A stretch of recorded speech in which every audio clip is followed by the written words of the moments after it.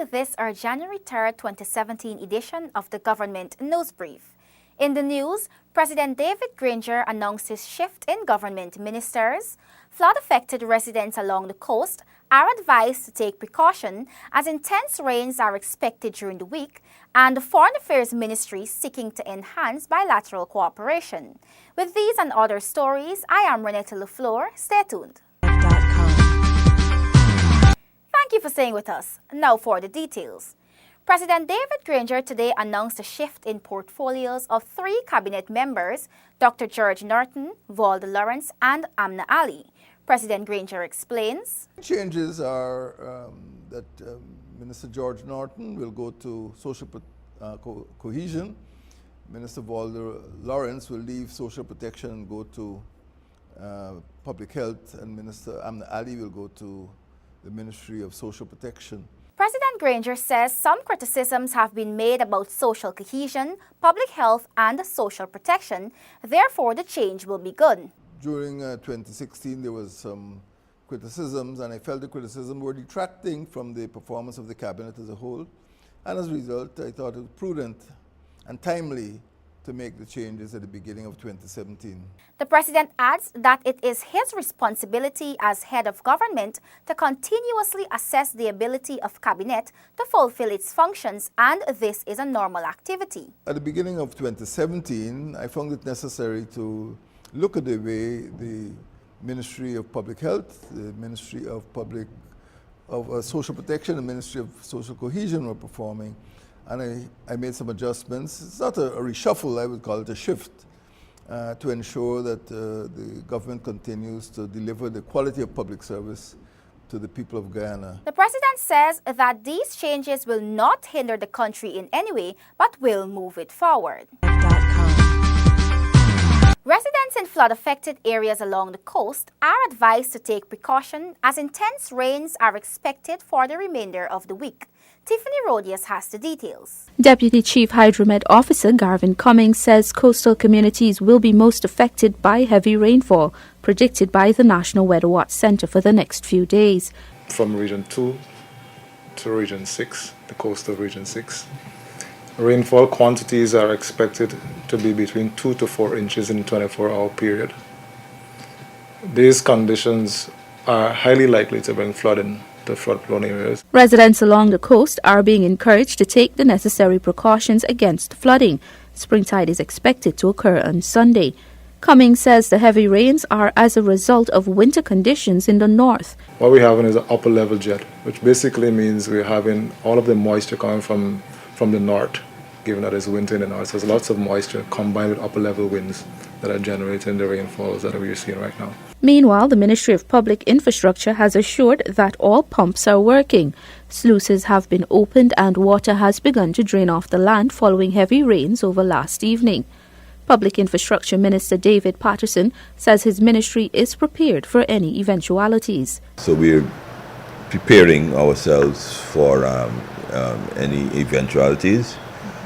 So we're stockpiling our materials, so forth. January marks the beginning of the second rainy season for Guyana, and Cummings says that above average rainfall is expected. The season is expected to conclude in February, early March at latest. At the same time, we're having a weak influence of La Nina, which means for Guyana increased quantities of rainfall.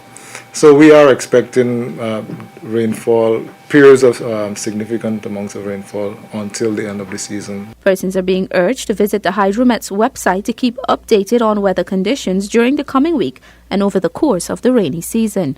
For the Government News Brief, I'm Tiffany Rogers. The Ministry of Foreign Affairs will be seeking to enhance its bilateral cooperation and relationship with Latin American nations. Facilitating travel arrangements will help in this regard, the subject minister says. Here is more from Paul McAdam. Addressing the media recently, Minister of Foreign Affairs Carl Greenidge says that as part of this effort, travel will be better facilitated between Guyana and its South American counterparts. That is very, very important if you're going to enhance trade and more importantly, investment, which is something that we are seeking. And so you've had visa arrangements, visa waiver arrangements for persons traveling. I know, and I've seen in the in the some of the comments that, why do you want to bother with visa facilitation arrangements with this or that Latin American country? I don't want to go there. My friends don't want to go there. That may well be true, and I acknowledge that, but it isn't germane. The Foreign Affairs Minister says that his ministry's responsibility is to facilitate Ghana's development. The country is small relative to many others, hence if this nation attempts to chart its own way, it would not get very far, Minister Greenidge opines. So we have somehow to transform ourselves from a tiny state, even land size wise. We are very small, very small. We need to be larger. And part of that process of enlarging ourselves has to do with economic integration.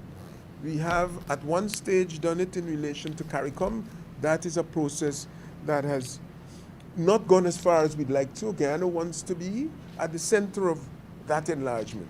The minister says that part of that enlargement has to do with ensuring that Ghana cooperates and integrates with Latin, South and Central America.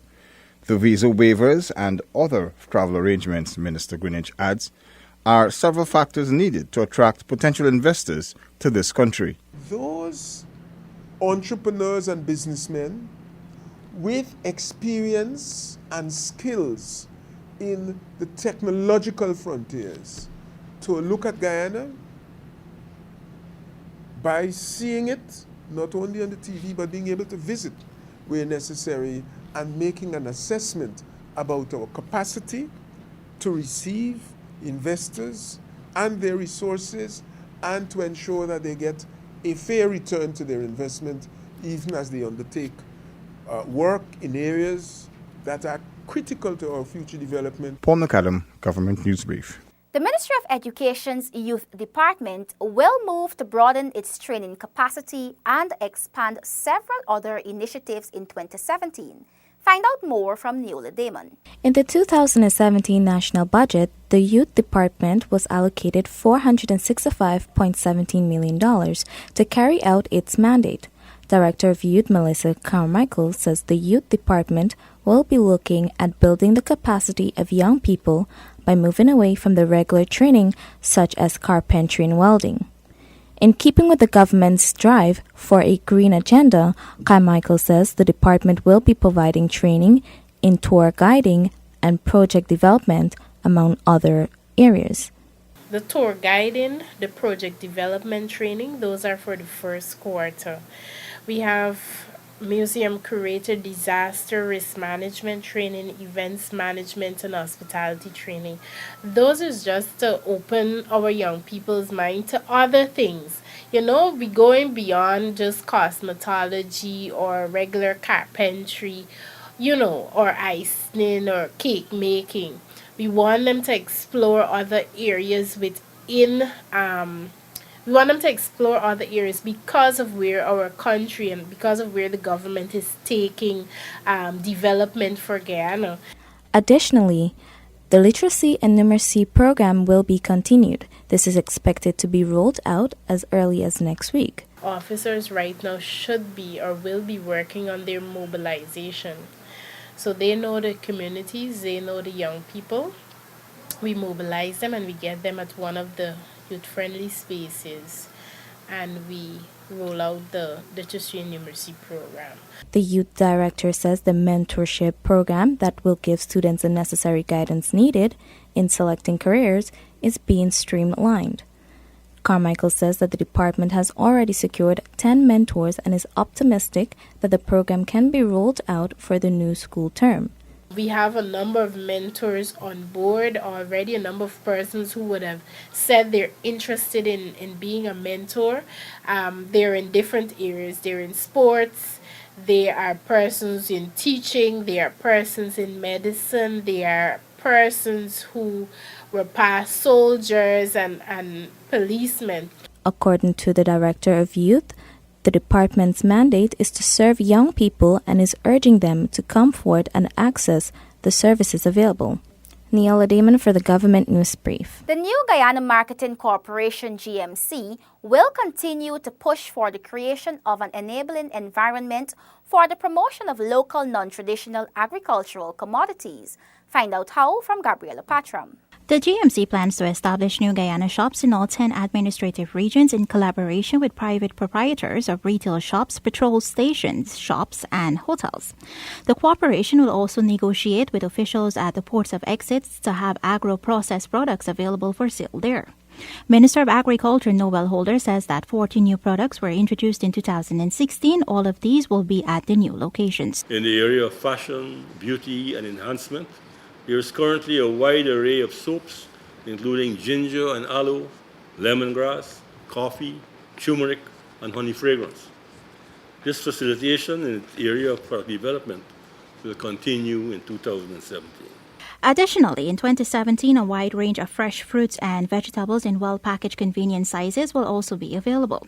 Guyana's agricultural export commodities include coconut, coconut water, pineapples, mangoes, edos, watermelon, pumpkin, pawpaw, heart of palm, and sauces. Non-traditional agricultural commodities are exported in both the fresh and processed forms via air and sea.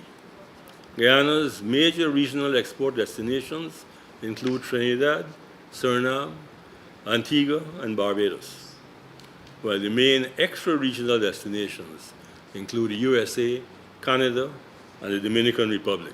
The cooperation will facilitate this service through the availability of the packaging facility, linkages with buyers, and the use of its refrigerated trucks.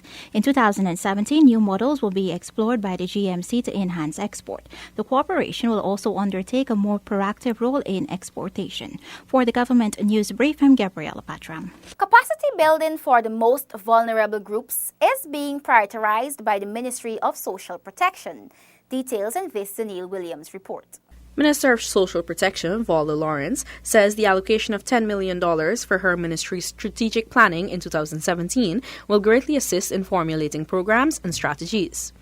Referring to the government's plan to engage the Caribbean Development Bank towards rebuilding capacity, Minister Lawrence says, with the coming into being of the Poverty Measurement and Analysis Unit indicated in paragraph 4.47, this should strengthen our capacity and ensure more effective management and results. International organizations, including United Nations Population Fund, UNFPA, and UNICEF, among others, have contributed and collaborated with the ministry to implement several initiatives for the betterment of vulnerable groups. These initiatives are expected to continue in 2017 with the support of these organizations and other agencies to boost the programs of capacity building of our most vulnerable groups. The Social Protection Minister explains that in 2016, the ministry framed its objectives from the Sustainable Development Goals, SDGs. These are aimed at ending poverty, achieving gender equity and empowerment of women and girls, ensuring healthy lives and promoting the well-being for all. National, regional, and international governments have all affirmed their commitment to the realization of the 2030 Sustainable Development Agenda. The Social Protection Ministry's mandate is to enhance the quality of life for all, especially the vulnerable groups. I am Zanil Williams for the Government News Brief.